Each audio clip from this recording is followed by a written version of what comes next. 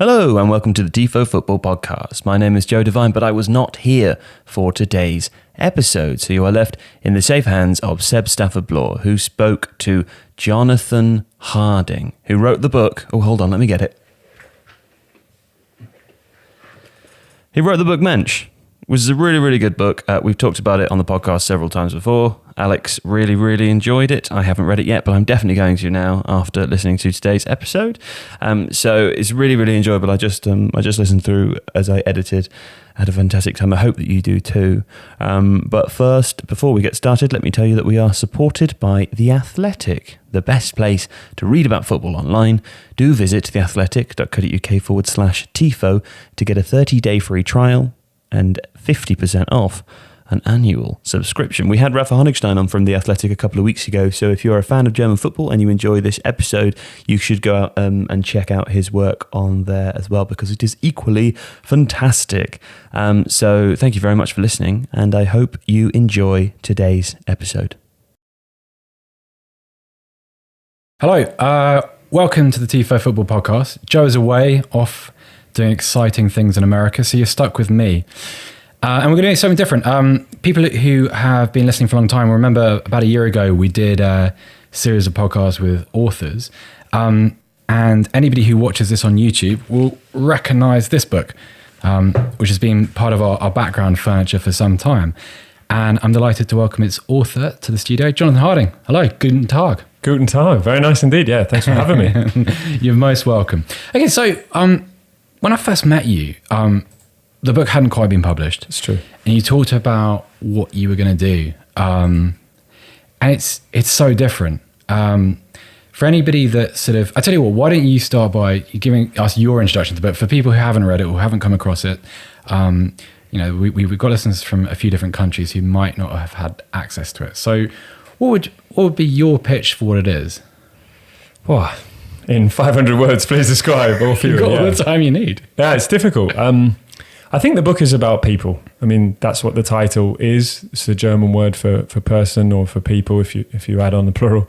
I think that's really the key. That's what I wanted to do. I read a lot of literature around football and sport generally that didn't really focus on humans. It was very tactical or technical or historically specific.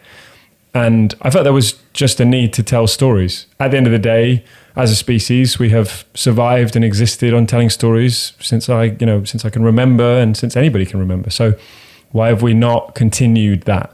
Storytelling is the great art of the human species, if you like. And I wanted to speak to people who had something to say. I was very fortunate that each chapter is a story from a coach in Germany through their experiences. And each chapter has an attribute of coaching that I think is necessary or applicable to the person I interview. So it's sort of like an adventure along the road of what you might need to coach, the kind of things you need to consider, and ultimately through the eyes of these individuals, the experiences you might have. I think when you're a San Francisco 49ers fan, aren't you? I am, yes. You know, this book reminded me of, when I first started reading it, it's Bill Walsh's Finding the Winning Edge. Like, I've never been able to find a copy to own, but some family friends used to have an old sort of dog-eared copy. And my worry in that situation is always that, have you read it? I mean, you're aware of... I've read that and The Genius about him. And so you kind of like, with that, for people who don't know, Walsh kind of wanted to, I suppose you'd call it a legacy project. He wanted to include everything that you would need to be a successful head coach in the NFL. And the worry with that is that kind of you're always going to produce information which is very dense. So when I heard about what you were writing about, that was my initial fear. But then when I read it, I just thought, God, it's interesting. I think I've almost finished reading it for the second time, and there's so much I've learned. And I want to know really what the kind of, like, beyond the telling stories, there's a lot of football books now which do tell stories, but which pivot around people, which pivot around things which are easier to make readable. You've done a tremendous job with it, I mean, because there's so much detail and you've managed to bind it all together in a way that's really entertaining. But what was sort of, it's a hell of a project to take on.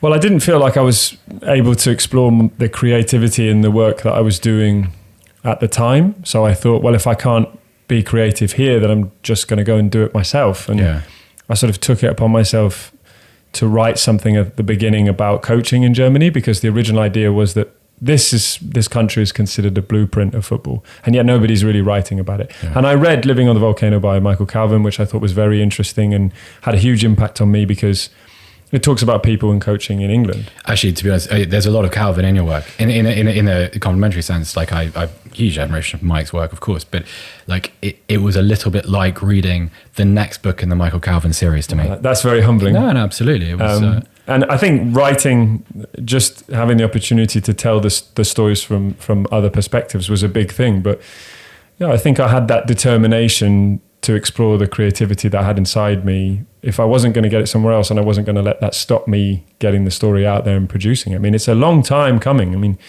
I remember starting with something like 2.5 years worth of work, and you go through countless edits and countless questions and how many times, and putting things together and getting access and speaking to people. Obviously, you know, part of me would have liked to speak to people like Julian Nagelsmann or Florian Kohfeldt, you know, these up and coming young coaches. But in a way, speaking to the people I did, I think spoke more to the theme of the book, which was it's not always about the most obvious people in the situation that have the greatest impact. And some of the people that are working behind the scenes have a far greater impact. So often in football narratives, we hear it's the head coach's fault, it's the chairman's fault, it's the striker's fault. Well, there's also a large group of staff that are working there that can influence the result on a Saturday.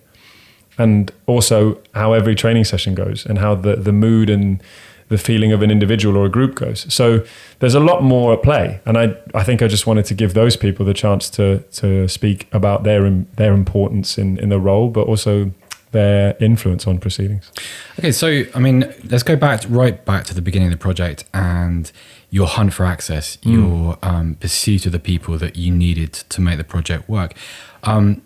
By day, you're a Bundesliga journalist. You've lived in Germany for how long? I've been there for 7 years, but my personal story with the country and German-speaking countries is much longer and greater. Okay.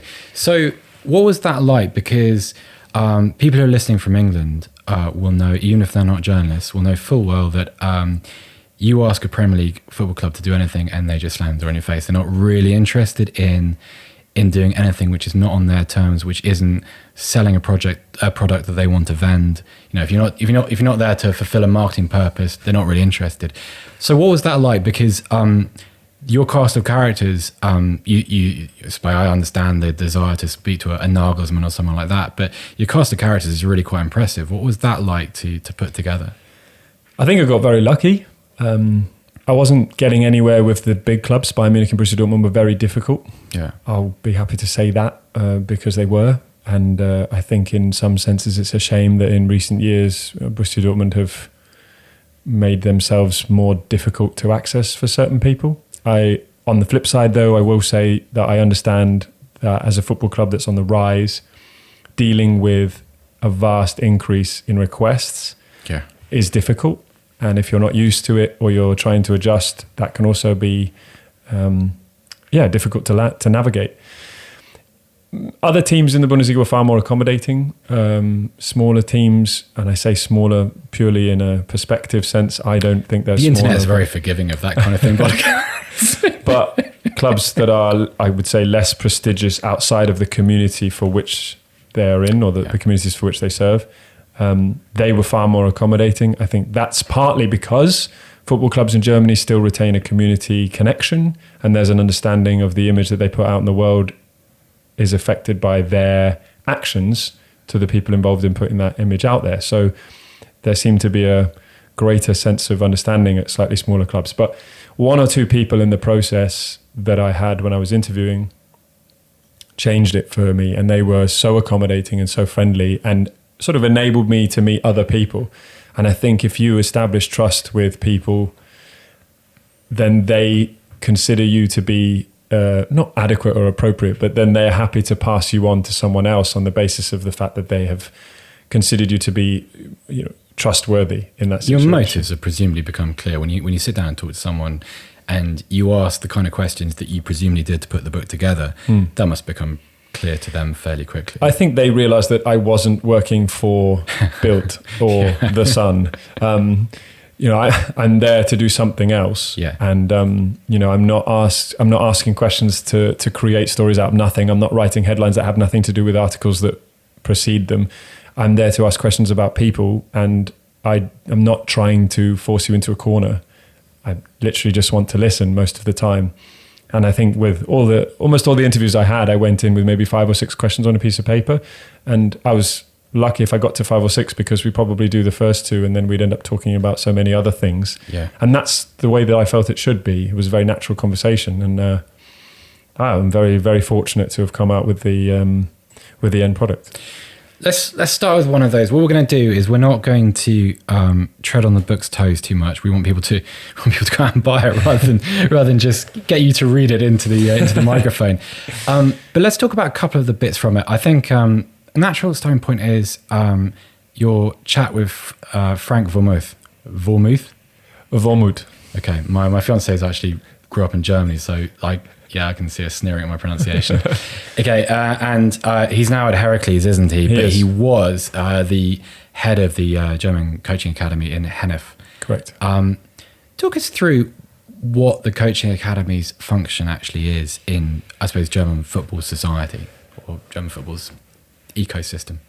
It was a fantastic experience. Frank was so accommodating. He was so friendly, and I think I could have alluded to this in the book, that he was someone, when I sat down with him, I felt like I was sitting down with someone that I had known for 10 years, and he was very friendly in that sense, and that's very rare in football, but I was very fortunate to be in that situation with him, and he felt very open. He was candid in some respects. Mm-hmm. He told me about the areas that he wanted to improve the coaching course. We specifically spoke about the Fußballlehre, which is right at the top, and that's the equivalent of. So for people who don't know, that qualification. So describe the process that a head coach or a prospective head coach goes through with a Fußballlehre. Well, I mean, it's extremely complicated, and the details of which. A condensed version of it. The slimmer version is that you spend, I want to say something like 9 months, I think, or maybe a little bit longer than that, in Hennef, working with Frank and the team. I think there's 24 guys that end up being all girls, women on the course at the end. There's a big process of application. I think it's 90 people sometimes that can apply for that final position, and they have to then decide the 24 that they want to take into the course. What are the kind of things that they're looking for? So if I'm a head coach and I want to enroll in this course, I want to be selected, and we'll talk about why you might want to be in a minute, but what are they looking for in me? Well, when they make the application, when they review the applications, they try to consider taking applicants from a broad spectrum, so that you're not just taking ex-pros, for example, that you're also taking people. Yeah, and I did ask him about that, because I do have major gripes about the UK and the way that happens. That's a different podcast. That's a different podcast. Immediately after this, so we can get onto that later. Yeah, exactly. That's a different issue.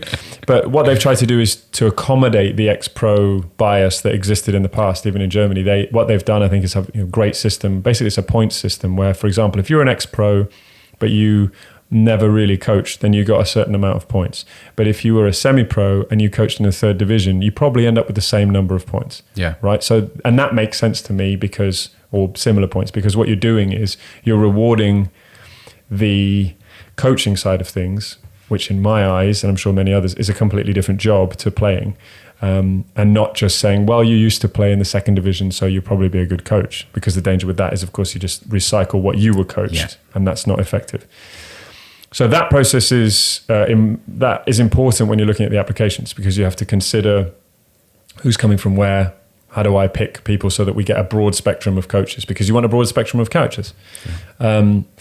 Secondly, one thing that Frank said is a lot of the applications fail on the basis of paperwork. Some of the paperwork isn't right, some things are missing. So a lot of people might be keen. You're saying, what are people looking from me? Well, you're making sure that you've got everything in order first. Yeah. So some people don't have that. And that's tricky. That's probably a hurdle that a couple of ex-pros clatter into. Potentially. I mean, there's also an argument to be made, a light-hearted one, that Germany has a history of making life difficult for people when it comes to paperwork. I mean, I can speak about that personally as someone who's lived there for a long time, but it is true.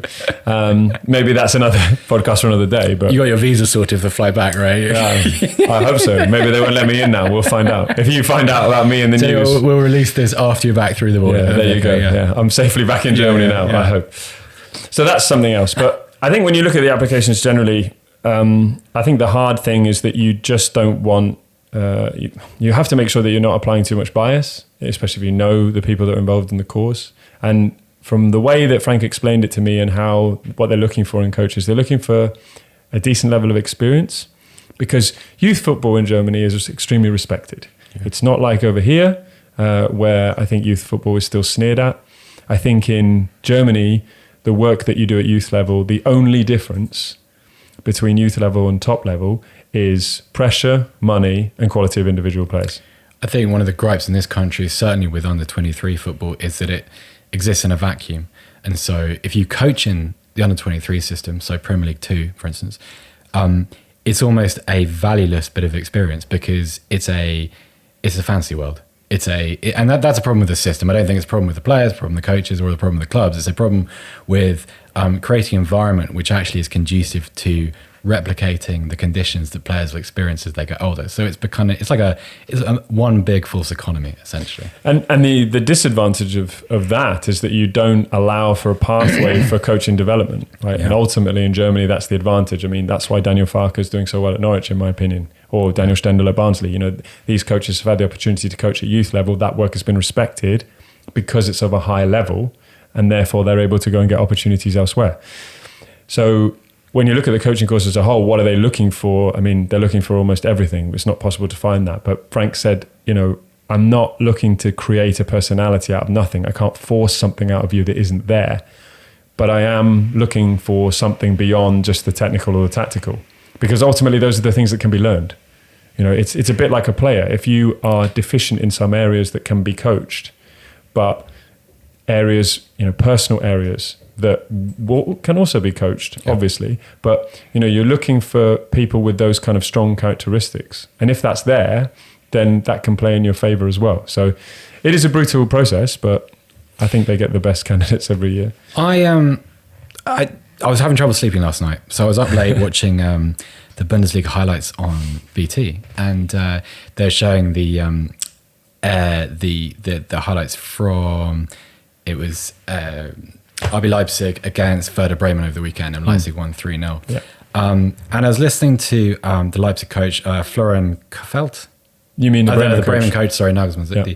But I was listening to him speak, and I'd been, prior to coming here today to talk to you, I'd been rereading your book, and I was, obviously, the chapter which Frank is a part of deals a lot with communication, things that you've talked about, and the kind of, you know, say you can't teach a personality. But I was listening to him speak after Bremen's defeat, and they lost 3-0, and they were well beaten. And he was, even in second language, he was so engaging, not just articulate, but he was engaging, and kind of, it's interesting because it's a sort of, I can't, as someone raised on British football, I can't help but compare to what the alternative might be in this country and the way that people speak about winning and losing. So simple things. So default in this country is a list of complaints, a list of reasons why we couldn't win. And he was analytical but forthright. But there was a magnetic quality to the way he spoke about the game. It was very, very interesting. Obviously, like the poster child for this kind of movement at the moment is Nagelsmann. What is it that, the book covers this really well, but what is it that makes him special? Because another topic you cover is, it's all very well creating this coaching pathway. It's fine to say, right, well, we've got a youth system which actually has relevance to senior football. But then when that coach is promoted up, how do you make him accepted, and how do you give him the gravitas to succeed when he gets to the Bundesliga, for instance? Well, that's an enormous question. Of course it is, yeah. How do you answer that? Well, I think Nagelsmann's a pretty unique case. That's part of the issue with it. You can't necessarily take him and say he's the blueprint and therefore other people should follow him. Klopp, for example, lots of people feel like he is an example that should be followed because of his success. But his charisma is very unique to him. And in many ways, some Germans would say, not that German. Yeah. So you've got to be wary, and this isn't even about nationalities. This is just about people being different people. And what may work for one person doesn't work for another.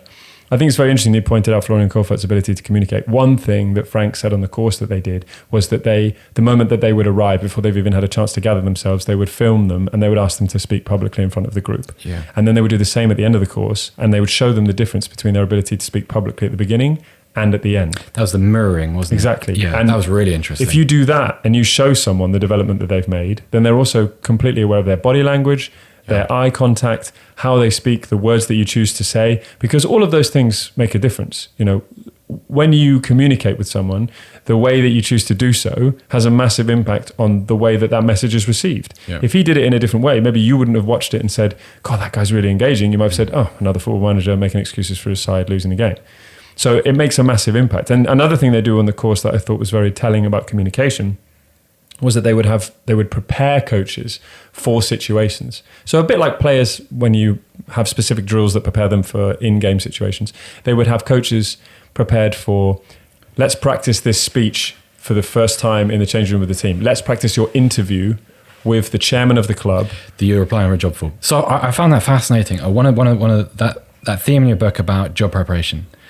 The idea that they would dummy out a Bundesliga club, for instance, in peril. So they'd outline the situation for someone on the coaching course and say, right, you've got, I think it was like a month to prepare for the interview, and that candidate would watch back through all the footage and try and not only worry about their presentation skills in the interview itself, but kind of their suitability for the job. Yeah, that was absolutely fascinating. And you have to know, and I think one of the things that's so interesting, you have to know as a candidate what the values of the club are. Because when you go into that interview, it's not just about, it's not just a situational application that you're making in that interview. You're 10 games to go, we need 10 points to survive. I know the technical, tactical approach to this, but I know the values of this club. I know the community that this club serves. I know the best players. I know the best way to get the best out of them, to bring the group together. These are all considerations that are made in that process. And it was, as you say, fascinating to think that before those interviews actually happen in real life, they're happening in practice. Yeah. And managers are preparing for those situations. And again, preparation is the ability to handle pressure. Yeah. Right. So if you, even if an interview situation might not be the ultimate moment of pressure for coaches, but it's not easy. I think one of the statistics is something like this: 250 or 350 Fußballlehrer in Germany, and there's only those many jobs, whatever it is, 52 or 56 in the top 3 divisions. Right. So how do you? Not everybody's going to get a piece of the pie. Right. So you have to be able to bring something else to the table when you step up, and if you've prepared for that, you have to make sure that you set yourself apart. And it's just one of the things that they do on the course to give the candidates the best chance when they go out into the real world. Like Frank said, you can't make people something that they're not, but you can give them the tools to give them the best chance to be the best version of themselves. Or to look at what they are and develop the skills that they see or the inefficiencies they see. Let's talk about Mehmet Scholl. So most of the European football watching community adored Julian Nagelsmann. I think it's a great story. He's quite a captivating personality as well. If you watch him on the touchline or an interview, it's the same principles I described earlier. He is an engaging person, even in a second language, which is really quite impressive. Mehmet Scholl, not such a fan of the coaching academy. Why not? Mehmet Scholl's biggest criticism is that he thinks that the focus at the moment creates a group of players, or actually first coaches, that can coach players who can, quote, fart 17 different tactical systems, I think, but not with the individual skills to win games. I think on the classic football cliche speak would be, he has that something special, Clive. Oh God, yeah. Yeah. So trademark. Yeah. So how do you coach that? That was the criticism that was not so delicately put by Scholl. And obviously the feedback from most coaches who had done the course, or even from Frank, it was just, well, this is a guy who hasn't been on the course, or who feels slightly embittered that he's not had the opportunity, or he doesn't feel. When was remind me, when was Mehmet Scholl's last managerial job, last coaching job? 2011. A long time ago. He was working in the Bayern Academy, and he hasn't had anything since. I mean, he had. Doing media work instantly distances you, I think, in some respects from the coaching community. Obviously, coaches have to do something to survive. It's a very difficult time, and I do talk about that in one of the chapters in the book. When you don't have a job, you have to do a lot of self-work, and you have to do a lot of, hospitizing with other clubs and meeting other coaches and keep going. But at the end of the day, if you aren't working, then, there's no harm, and I have no problem with coaches working in the media in that sense. But the challenge is great for coaches there. I mean, I can't really emphasize that enough. I mean, how do you go about coaching the right way for the right era or the right group of players? And one of the things that's interesting at the moment in Germany, and I think maybe we're moving away from it because the rate of change in the world today is so fast or so great. Talk about Generation Y. This is this generation of players who always ask why they're doing drills or why we're doing this session rather than just doing it. I mean, 10, 15 years ago, most players, Hunemeier talks about it, we just did it. We just turned up, we did what the coaches said, and there was no questioning. Now there's a lot more questioning because I think there's an intelligence of players now, or there's an inquisitive nature of players that there maybe wasn't in the past. And as a coach, you have to be able to handle that. You have to be able to deal with that situation, and you also have to coach differently. So what Scholl is alluding to is that maybe German coaches, based on the way that they've been educated in this on the course, is that they're only really able to teach them how to change from a 4-3-3 to a 3-4-3 in a game, how to deal with pressing, and okay, they'll have great technical skills anyway because based on the academy system revolution at the beginning of the millennium, Germany's been producing talented players for a while. Yeah. Fine. But what's missing is your Leroy Sané's, right? So that's a big conversation. And Germany has addressed that this year. But when you talk about, I personally, from everything that Frank said, I don't think that's really the case on the course. But I think that there are changes, that, as I say, that have been made since that were necessary to broaden the development of players in a way that allows them to be more individualistic. Okay, so that's quite a nice little segue to Jadon Sancho. Because obviously here you have a player that learnt the game in cages, in sort of freestyle, not freestyle form of the game, but an uninhibited version of the game. A rawer version of the game. Definitely a rawer version of the game, one that sort of encourages more expression. So I'd say that what Scholl's really getting at then is kind of a lack of problem-solving ability, that the academy produces coaches who can preach circuit-based football when the circuit breaks down, don't really know what to do. As an individual player on the pitch, you're a little bit lost. Exactly that. But you kind of, it's almost as if like he's making criticism of a different department of the game. It's kind of, though the qualities that someone like a Sancho has, which is, in my mind anyway, instinctive knowledge about when to release the ball, how to use the ball. Like he has all the kind of the technical ability too, but I'd say his mental attributes are his selling point. It's kind of like, well, those are things which are built into a player when he's a teenager, really. Maybe. I don't know if that's right or not. But that's why the Bundesliga or clubs in the Bundesliga are buying more players like Jadon Sancho, because Jadon Sancho offers them something that they cannot get through their own academies or in Germany. And that's one of the reasons I think also that his signing has had a knock-on effect for a lot of young English talents who have recognised... Sure, like roadmap now, absolutely. I can go over there and get game time because for me, the most beautiful part of the Bundesliga is that players get opportunities there in a way that they wouldn't here or in other leagues. And I like that Sancho has opened that door. That's not to say that it hasn't existed before.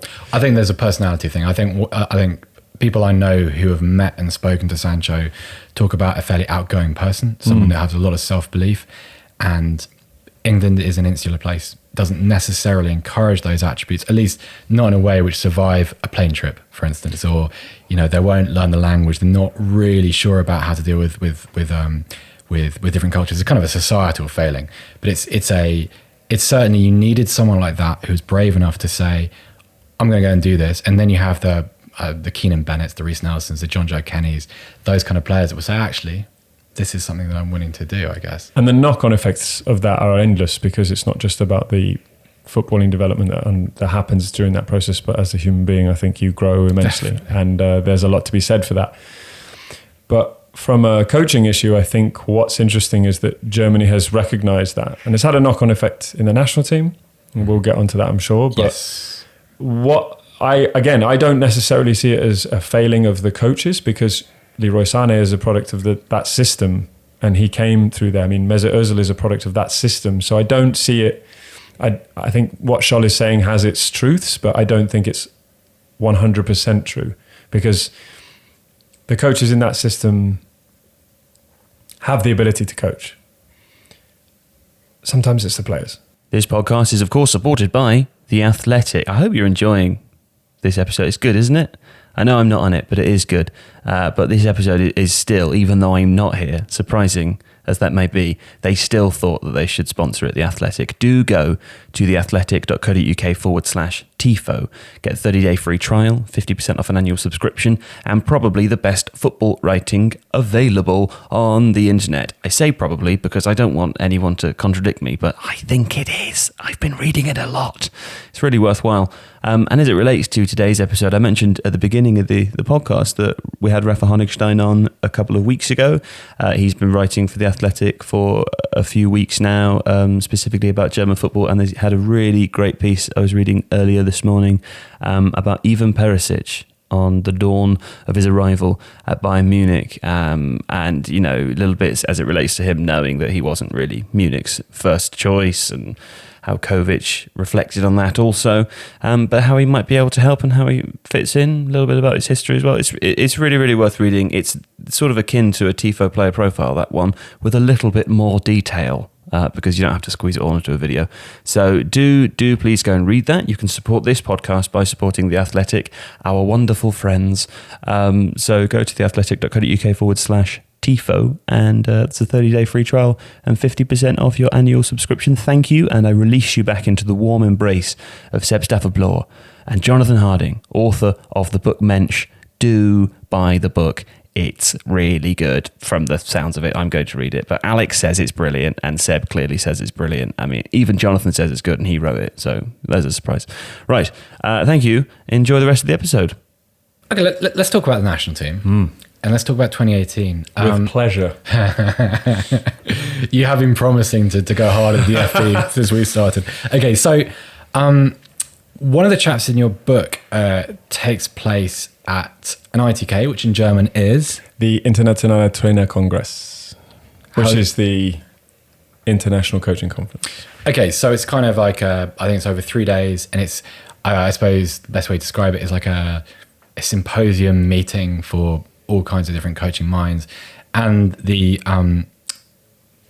emphasis is on interaction and sharing ideas and speakers, and you went to one of them after 2018. I think you heard Matthias Sammer speak, and there was some fairly interesting things about, not that he was speaking about Jogi Löw specifically at the time, no, but he made some remarks which after the World Cup in Russia became quite relevant about one of the deficiencies of that coaching system, of the hierarchy, for instance, in the DFB. Discuss. You can have a quick glass of water before you do. You might be talking for quite a long time. Yeah. Just get myself ready. The major problem with the DFB is that they won the World Cup. Yeah. And they didn't recognise... Let's just go through the structure of the DFB at the moment. So you've got a president. You've got a president who was Reinhard Grindel, who will be... I can't remember the guy's name, from Freiburg. Yeah. And that's also questionable because you've then got a head coach from Freiburg and a president from Freiburg, and it's the Freiburg club, and that's nepotism city. Yeah, that's got a potential issue. Yeah. But during this time, you had Grindel, and Grindel was a politician and is not a football guy, was appointed to sort of fill that politician hole, as it were, because they felt they needed someone diplomatic in that situation. Turns out, not a great appointment. What a surprise. For those who don't remember, he made the multiculturalism is an illusion comments back in, I think, 2004, the ones that came up in Mesut Ozil's resignation statement. And he's right at the top. And then, really, I think Löw is below him. I mean, there are other figures in there, and I don't want to say that there aren't advisors or chairman to the board or whatever it is, but really, Löw winning the World Cup and coming on the way that he did after Klinsmann. I don't have a problem with assistants coming on. I think that was fine. Ultimately he had the experience, having spent time in the dugout. Validated after. Yeah. And winning the World Cup was great for the journey. But the problem was, at least in my eyes, is that the DFB didn't recognise that was the end of the journey. 2003, winning and won the World Cup, Clive Woodward, that was the end of the journey. It was Wilkinson recognised it, Johnson recognised, everybody realised that was the moment that this progression had gone. I think Woodward recognised it. Woodward, if memory serves me right, he was the one encouraging change and imploring people not to look at 2003 as a kind of a validation of what is happening there and then. It was a kind of, well, this is the legacy of 5, 6, 7 years of work, and we are still behind as a result of that. We need to be forward facing. And that's the irony of all of this, that Germany continued to think that they were forward facing after winning the World Cup in Brazil, and everything they did that followed on from that was arrogant, in my belief. It was a mistake. They didn't make the right choices. They said all of the wrong things and didn't back it up with action. If you decide to stay on as the head coach, and I think it was okay and acceptable to give him the Euros after that, because ultimately he won the World Cup. You can say, you know what, if you want to stay on for the Euros, fine. That was the latest point of departure for him, in my opinion, that he should have gone. Okay. I thought he should have gone after Rio, because it can't get any better than that. Philipp Lahm recognised it. He knew that was the end of the journey. Obviously, it's different for different players at different ages, but I think if you're going to take a team on a transformational journey, I hate that phrase, but It's a cycle. Yeah. Yeah. The end of the cycle was there.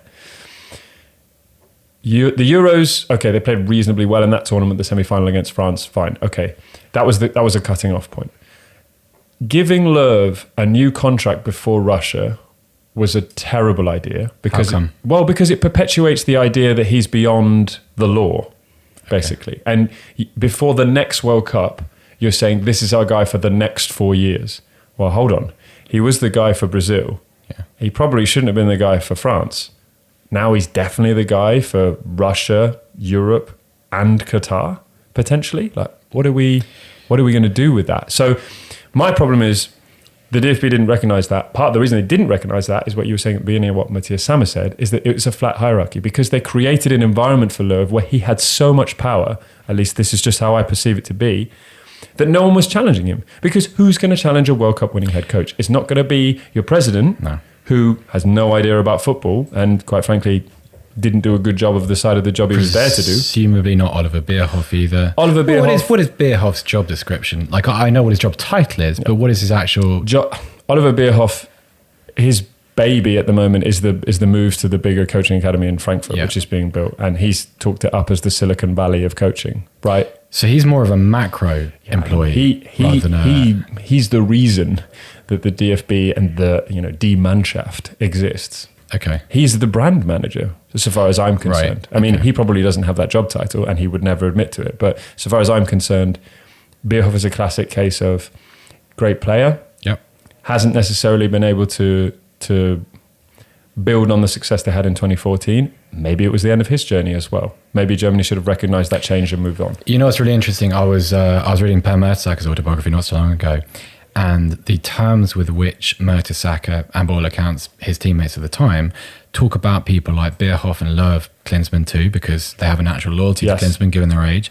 It's very interesting that kind of once that generation retires, or at least retires from international football, I think almost, Mertesacker's obviously retired now, and Philipp Lahm, there's the kind of that loyalty with the coach and with someone like Bierhoff kind of goes with them, because the new generation, someone like a Leroy Sané, for instance, it's not the same. It can't be the same, because they weren't there at that point where German football ticked over, sort of with the post Euro 2000 reformations and all that kind of thing. That sort of movement.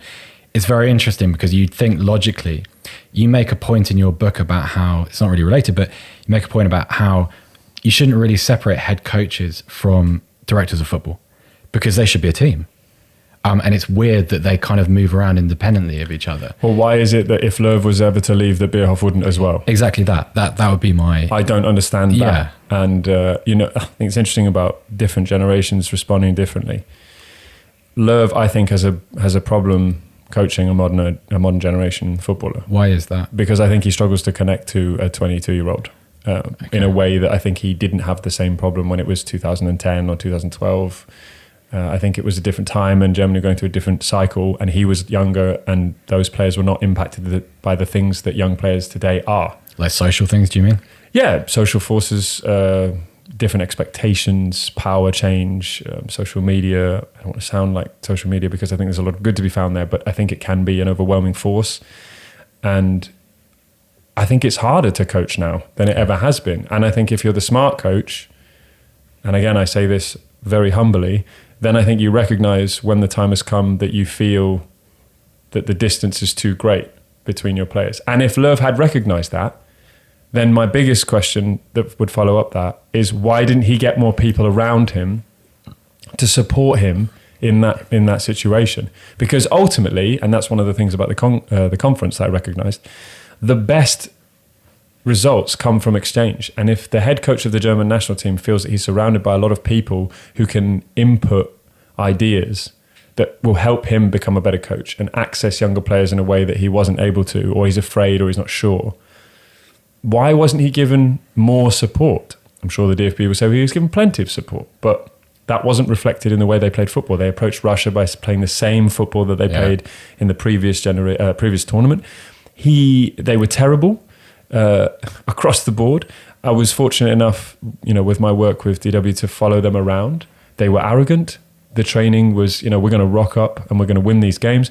I think one or two players, as well as Löw, said that they thought they would just be able to turn up and win, even after that sloppy win against Saudi Arabia and Leverkusen just before the tournament started. That is a desperately poor mentality for a side to enter a World Cup in. You will never win anything. It reminds me of England. That's about as damning a thing as I can possibly say about German football, is that it reminds me of Sven-Göran Eriksson era England, that German. And you know what's funny? England in Russia reminded me of Germany back in the day. And it was so funny because suddenly England had a different approach. They had a different culture cultivated by Gareth Southgate, but they had confidence to themselves. I tell you what, it's almost a perfect symmetry. They reminded me of 2006 Germany. Yeah. You think you're not quite good enough to win the tournament and you will be found out at some point, but there's all this sort of latent Hype. Enthusiasm within the players, and it's new and it's fresh and it's different and it's better. Yeah. And Germany looks so stale. They did. And that comes from the culture created by giving a head coach a new contract before a tournament, putting yourself into a corner. I don't believe, and I would love the DFB to prove me otherwise, I don't believe that they had put any plans into place for Löw's successor post Rio. And why didn't they do that? Why didn't they have someone in place, especially after 2016? Why didn't they even have any names? Why wasn't there someone there? Because that doesn't need to be public information, I guess, but I think if you're not going to prepare for what comes after the end of a cycle, then you're doomed from the start. Let's just jump back quickly. You talked about kind of the support network around him. Now, what kind of tone does that support network have? Is it you advocating for a situation where you have people with the footballing authority to challenge him? That's exactly it. Yeah, right. That's exactly it. One of the big things they said about 2014 was the team behind the team. Unfortunately, that was sold as, look at how great we are. Again, the best part of coaching is not to sell the things you're doing. It's just to do them. Yeah. Not because someone's looking, but because it's the right thing to do. Hansi Flick was a huge loss for the Germany team. He's now assistant coach to Niko Kovac at Bayern Munich, which is probably their best signing. For people that don't know, what was his relation to Jogi Löw in 2014? Well, he was the assistant manager in 2014 for Löw, and they worked well together. But that is a guy who has the footballing brain to challenge Löw and say, you know what, I'm not sure about this. Yeah. Now, Thomas Schneider, who ended up being not convinced he was necessarily on the same level. Markus Sorg, who was one of the members of staff who's now the assistant coach, I'm not convinced he's on the same level. That's not to, disrespect their knowledge, but Löw has been around for so long, and he is also someone who's relatively stuck in his ways. So you also need someone that knows him, but is willing to challenge him and not so close to him that you're broken down by your friendship and you're like, I don't want to say this to you because, you need someone open enough. Oh, yeah, you know what, we talked about the NFL earlier.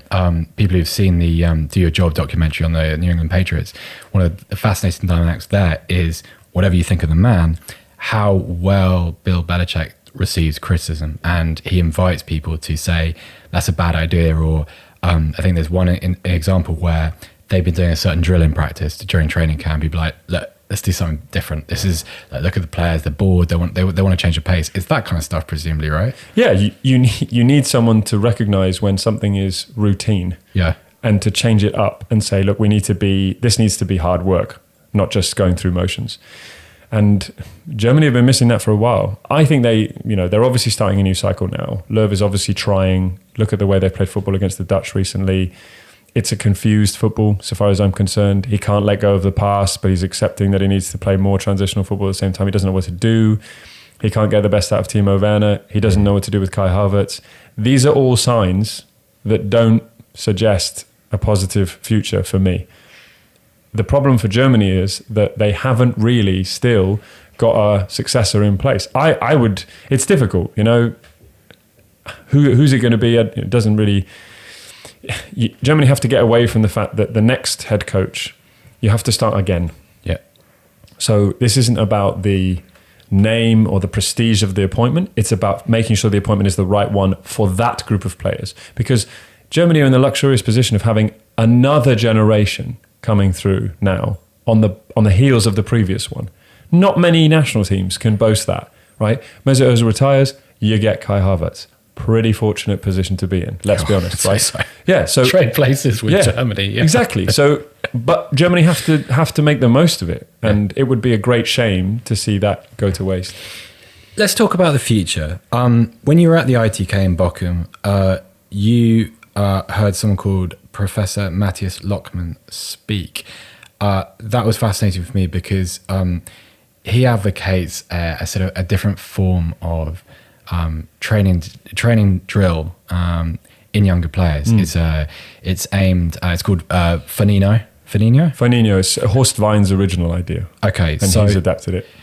I find it interesting because it's aimed at perpetuating young people's interest in the game, correct, and ensuring that they remain as involved as possible, that they have as many touches of the ball as possible, that there are no sort of rigid positions and roles.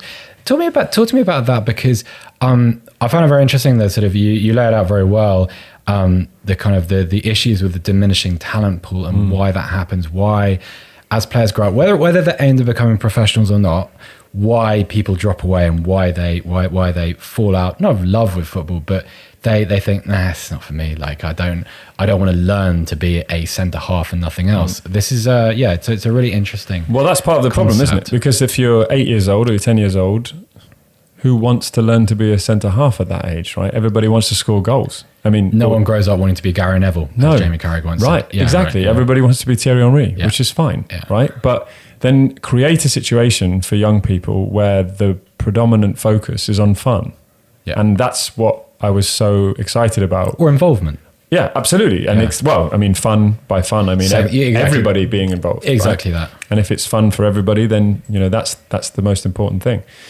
The basis of the idea, and that's why I was so fascinated speaking to Matthias about this, both at the conference. I actually heard him speak in Dresden. Yeah, I'm sorry. It was it was because I was at 2. So okay, and I heard him speak, and it was great because everyone in the room at the time was just, you could see all the coaches were getting a bit, we're in lectures. It's Friday at 4. I can't. Yeah. It's like being at school. Yeah, exactly. And he comes on and suddenly starts saying quite controversial things because ultimately he's challenging the system. And I think we need more people like that who have those ideas. And the basis of the game is 3-on-3. The pitch size, I think you can fit 8 of them across a full-size pitch. And you've got 2 goals that you're attacking and 2 goals you're defending. So there's 4 goals in play. And there are many variations of the game, but this is the one I like the most, or the sort of the foundation focus. 3-on-3, 4 goals, and you can only score in the sort of the last quarter of the pitch. So you can't score in the middle. Every time you score, someone comes on. So there's a sub waiting to come on, so involvement. And the ball, there are 3 balls on the side. So you instantly go back to the ball and then bring it back into play. So you're not throwing it in, you're not passing it in, you're dribbling it in, choosing what to do, right? The brilliance of this game is that everybody gets more touches. Yeah. And if you think about I certainly remember when I played youth football, if you play left back, how often do you see the ball? Yeah. 7-on-7, even at under 9 level, under 10, how often do you touch the ball? That's one of the reasons that kids quickly say what you just said. Oh, football's not for me. I spend most of my time at left back thinking about what else I'm going to do on the weekend, right? I mean, I was never a particularly good football player, but I did a lot of football training when I was younger, and I was a goalkeeper, which meant that invariably, when we did it at school, I would just stand on one end of the pitch whilst a game went on around me. It's only when I got older and it became a bit more, right, we're going to do this every day and we're going to go on tours and that kind of stuff, that you think you actually get a guy that's training you properly. And it's not the nature of the training, although that's obviously important. It's the involvement. And goalkeeping is a specialist position, I understand that. But the idea of kind of putting someone in a position where they are constantly involved, yes, but also they're constantly adapting. Like that rolling substitute dynamic is really interesting, because it's like, okay, so you have to adjust to a new set of traits and habits when somebody else enters the pitch. And because there are only 3 of you, it's really, really important. So teachers are that's really smart. And you force people to problem solve in a one-on-one situation, which brings us back to Jadon Sancho and players like Leroy Sané, where there's at the moment a lack of those types of players, because you create a whole generation of players who have the ability and the confidence to say, well, I'll take that person on, or I have to solve this now because it's a 3-on-3 situation, or I might be here now it's a 1-on-2 situation. How do I get around it? It's kind of what a little bit, although in a very, very clumsy way, kind of what Mehmet Shell was talking about. He's not really, he's being a little bit imprecise, but it's kind of what he's trying to allude to, I guess. Yeah, I mean, in a way, I think he's not done it in the most... No, he's done it in a very antagonistic way that's always going to be shot down by neophyte people who are thinking, in a contemporary way. And I think what's a shame is that he could have taken those frustrations to people and done it privately rather than publicly, and maybe we would have had a little bit more resolution in terms of what's effective. But the good thing is that a lot of the ideas that Fanino incorporates have been taken now by the DFB as a result of the failings in Russia. And, for all of the... And taken and used how and where? Well, they've implemented them on a local level. Okay. So now in a regional, when I say local, I mean regional, in terms of each county in Germany. So, it's slowly but surely they're being put into this test phase where they want to incorporate it as an option. Because what you have at youth level is, and it's the same in England, I believe, is that there's this obsession with tables. So, and I've spoken to people about this before, but it's the professionalism, or the professionalization, I should say, of academy products from the ages of under 12s onwards, right? There's nothing more upsetting to me than a picture of the under 12 Manchester City team in full tracksuit, right? Because these are still kids. So can we remove them from thinking that they are one step away from playing with Raheem Sterling? Because ultimately, you have a responsibility not just to develop them as athletes, I say in loose terms because they're still children in my eyes, but also as human beings. Yeah. And a lot of that comes from adopting systems like Fanino, because you ultimately encourage teamwork or encourage more one-on-one skills. Yeah, that sort of developing people is a really interesting thing. It's another thing from the Mertesacker autobiography, because he talks about in this country, for instance, the lack of emphasis on education, and also sort of from his own experience, it's almost as if he never really expected to become a professional footballer. He was so aware of his limitations and his body shape and his fallibilities and all that kind of stuff that he sort of just cheerfully carried on and thought sort of, I think when he was at Hanover, he sort of said, oh, well, I'm only here because my dad is head of the academy and stuff. And also actually, like, obviously we met through Mike Calvin, and some Mike's best work is really, I think, about the things that aren't discussed enough in this country about duty of care and responsibility to people who don't make it. People who don't, sort of the 2% that do, terrific. And you talked about the kind of getting people away from thinking they are one step away from being Raheem Sterling. Mm-hmm. I'd say it's also really important to get families away from thinking that their kid is one step away from being Raheem Sterling, which is... Well, that's the hard part, isn't it? Yeah. Because what looks more appealing to parents than a spot for their child in the Manchester City Academy, or a spot down the road with a guy who's got alternative approach to coaching that focuses on human beings. And none of his bibs matches, and all of his cones are a bit funny. And he drives a second-hand van, and he might sometimes be 5 minutes late, and there's only 3 other kids there. But his focus and his heart is in completely the right place. Yes. So of course, as a parent, it's easier to fall in love with the concept of something like Manchester City, and you can take a great photo and put it on Instagram and it looks great, and get some free kit, boots. Why not? Everybody wins, except the child doesn't, in my eyes, because that's not the message that we need to be sending young children. The message we need to be sending young children is, this is great that you want to do this sport.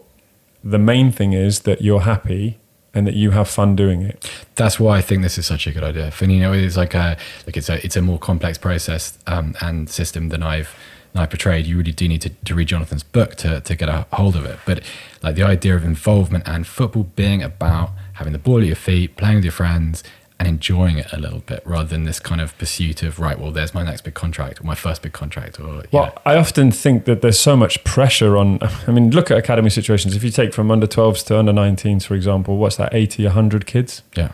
Right. How many of those kids are going to be pro? 2. No. Right? 1 maybe. And if they are, most cases they'll be in the second division, right? So that entire pathway, you're probably looking at 70 or 80, 90 kids, 98 kids who are not making it. Are we looking after them? Are we doing enough on that pathway to make sure that if they don't make it, that they are equipped to handle the adversity of life, the difficulties that come with it? And the fact that you're in an academy setting for so long means that you're not exposed to the world in a way that other people are. I mean, I think about when I was young, being in school and being around people my age and going to the park and, football games and the things you used to do as a young person. You were only really aware of yourself in the context of your own friendship group. If you're in an academy, often you're only ever aware of yourself in the context of your performance. Yeah. And if you have that for 5 years... That has got to create huge problems. I mean, I hope football's waking up to this because, a very famous case recently, Joel Darlington, who was a Man United youth player who suffered a succession of injuries and had a career denied to him, very, very, very sadly took his own life. And that's a very extreme case, but there are plenty of examples of mental illness creeping into lives because of this. We mentioned Mike Calvin's work. You look up Kieran Bywater's story, for instance. That's a really good example of what football does to these people and kind of when it becomes possibly something it shouldn't, or when from a very early age it's been allowed to be something that is more than it really is, which I think is something that needs to be cracked back against. And imagine the extension of that if they do make it. Yeah. And then they're on social media without having been helped through that process. Yeah. And then somebody writes in the comments, you just played a terrible game. For sure. Why don't you pass the ball more? And if you don't know how to deal with that criticism as a player, that's extremely impactful. And maybe you think, maybe I do need to pass the ball more. And yet no one's helped that individual apply critical thinking to the situation to realize that this person has no right to make those comments. You don't need to listen to it. They're not your coach. No. They haven't gone on the path that you've gone on. You can assess your performance with the people that know how to assess your performance, and you can have a conversation about how you feel with the people who are going to help you realize who you are. But let's not listen to everybody on the internet, because that's not healthy. So that's just an even worse step. It's a good motto for life. Let's not listen to all the people on the internet. No offense to anybody leaving comments, of course, on the channel, but but that's my point. If you imagine that you've gone through the academy system where someone has maybe too often, and I the few coaches I have met who focus their coaching on character development or individuals, I wish that more support was given to those people, because those are the real heroes in my eyes. They're fighting against a system that just wants performance, just wants tables, all of that.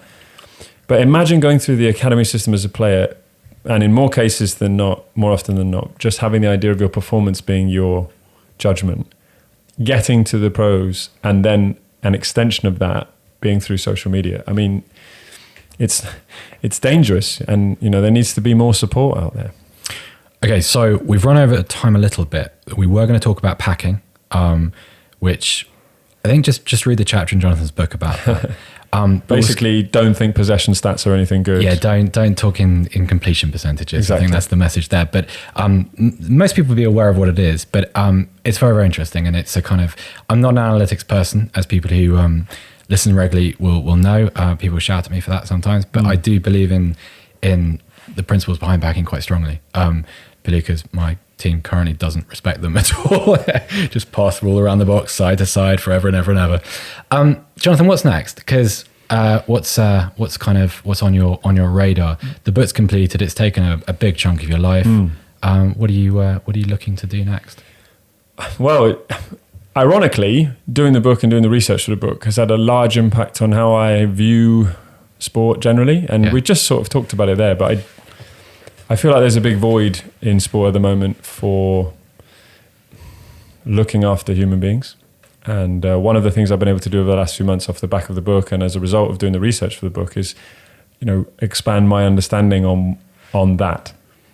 and look into ways in which that could exist. Because I just don't think in the current environment that it's fair, let alone that it exists, to expect a head coach to perform all of these duties. It's one person. They're also in charge of a staff. That's an incredibly difficult job. Then they're also in charge of a group of players.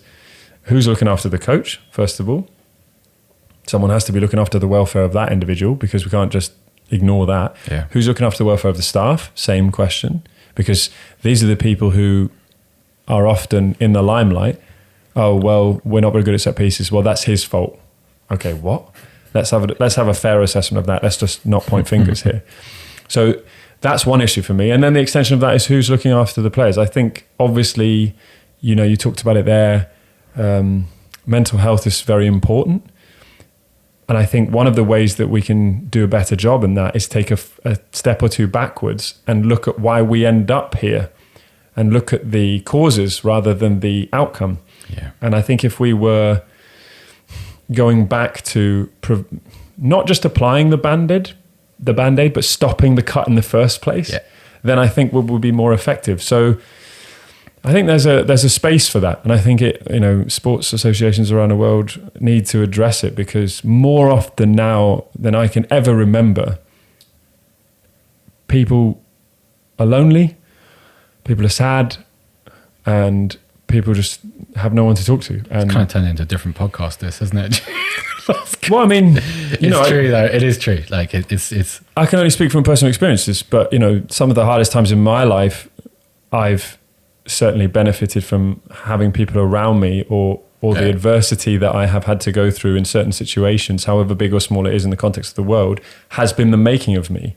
And having people to talk to, or understanding those emotions, having the emotional intelligence to process what's going on, even if I didn't originally, but going back and reviewing it afterwards, has been huge.